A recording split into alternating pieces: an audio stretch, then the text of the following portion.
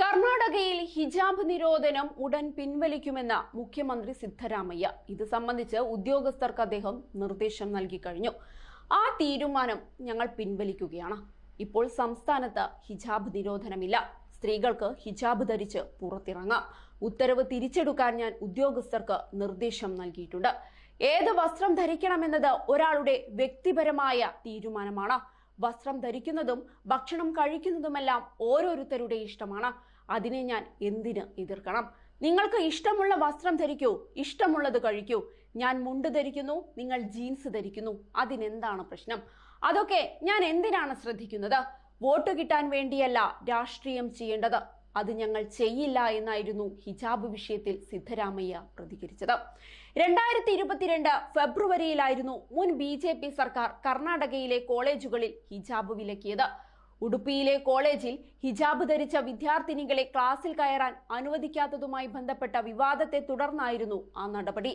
ഹിജാബ് ധരിച്ചെത്തിയ 6 വിദ്യാർത്ഥിനികൾക്ക് class മുറികളിൽ പ്രവേശനം നിഷേധിക്കുകയായിരുന്നു. ഉത്തരവിനെതിരെ സംസ്ഥാന വ്യാപകമായി വലിയ പ്രതിഷേധമായിരുന്നു അന്ന് അരങ്ങേറിയത്.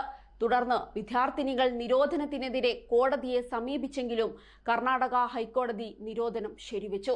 ഹിജാബ് ധരിക്കൽ ഇസ്ലാം മതത്തിൽ അനിവാര്യമല്ലെന്നും ഹിജാബ് ധരിക്കുന്നത് ഭരണഘടനയുടെ 25-ാം അനുച്ഛേദ പ്രകാരം മതസ്വാതന്ത്ര്യത്തിന്റെ പരിധിയിൽ വരുന്നതല്ലെന്നുമായിരുന്നു കോടതി പറഞ്ഞത്. വിദ്യാഭ്യാസ സ്ഥാപനങ്ങളിൽ യൂണിഫോം ഏർപ്പെടുത്താൻ സർക്കാരിന് അധികാരമുണ്ട്. അത് വിദ്യാർത്ഥികളുടെ മൗലികാവകാശത്തിന്റെ ലംഘനമായി കണക്കാക്കാൻ കഴിയില്ലെന്നും കോടതി വ്യക്തമാക്കിയിരുന്നു. ഇതോടെ വിധിക്കെതിരെ വിദ്യാർത്ഥികൾ സുപ്രീം കോടതിയെ സമീപിച്ചു. എന്നാൽ സുപ്രീം കോടതിയിൽ നിന്നും ഭിന്ന വിധിയാണുണ്ടായത്. ഹൈക്കോടതി വിധിക്കെതിരായ അപ്പീലുകൾ ജസ്റ്റിസ് ഹേമന്ത് ഗുപ്ത തള്ളിയപ്പോൾ ജസ്റ്റിസ് സുധാൻഷു ധൂലിയ അനുമതി നൽകുകയായിരുന്നു. ഹിജാബ് ധരിക്കൽ മതാചാരമാണ്, എന്നാൽ അനിവാര്യമായ മതാചാരമല്ല എന്നായിരുന്നു സർക്കാർ നിലപാട്. 2023 മെയ്യിൽ നടന്ന നിയമസഭാ തെരഞ്ഞെടുപ്പിൽ കർണാടകയിൽ കോൺഗ്രസ് അധികാരത്തിൽ വന്നതോടെ ഹിജാബ് നിരോധനം ഉൾപ്പെടെ പിൻവലിക്കുമെന്ന് പാർട്ടിയുടെ ഏക മുസ്ലിം വനിതാ MLA കനീസ് ഫാത്തിമ പ്രഖ്യാപിച്ചിരുന്നു. ഹിജാബ് നിരോധനത്തിലൂടെ അവർക്ക് നഷ്ടപ്പെട്ടത് വിലപ്പെട്ട 2 വർഷങ്ങളാണെന്നും അവർ അന്ന് പറഞ്ഞിരുന്നു. 2017 സെപ്റ്റംബറിൽ ഭർത്താവ് ഖമർ ഉൾ ഇസ്ലാമിന്റെ മരണശേഷം 2018 ഫാത്തിമ ആദ്യമായി നിയമസഭാ തെരഞ്ഞെടുപ്പിൽ മത്സരിക്കുന്നത്. അന്ന് പരാജയപ്പെട്ട കനീസ് ഫാത്തിമ 2022 ഫെബ്രുവരിയിൽ ഹിജാബ് നിരോധനത്തിനെതിരെ കൽബുർഗിയിൽ മുസ്ലിം പെൺകുട്ടികളുടെ പ്രതിഷേധത്തിന് നേതൃത്വം നൽകുകയും ചെയ്തിരുന്നു.